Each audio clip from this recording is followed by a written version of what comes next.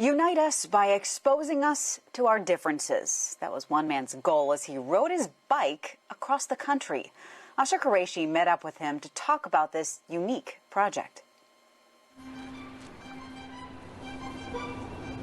Geared up and ready to ride, Seth Gottesdiener recently embarked on a cross-country odyssey.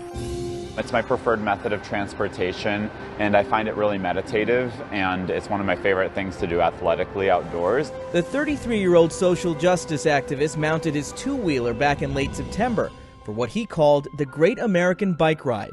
I thought, why don't I bike across America and talk to people, talk to just denizens of the country and see where they're at and see how this year has affected them and, their opinions. The 45-day journey began in Los Angeles. His plan to pedal his way through 22 cities and 13 states, concluding his expedition in the nation's capital on Election Day. Truthfully, I was not prepared for the Great Southwest. It was very intense. It was very unrelenting. The heat was over 100 degrees a lot of the days.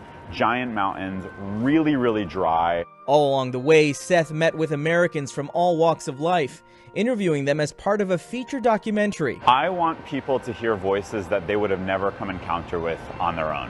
I want to connect Americans together. The ride also took him on a journey of self-discovery. And then there was parts of the country that I hadn't ever seen before, like Arkansas, like Kentucky, and a lot of Tennessee, and it was beautiful. It was also an opportunity, he says, to gain a better understanding of fellow citizens bitterly divided by politics. He hopes the journey reminds one another of the human spirit that connects us all.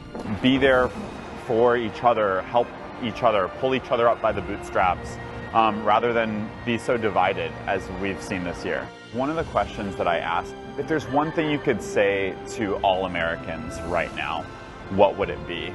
He knows what he would say. I would just say, listen. In Chicago, I'm Asha Qureshi.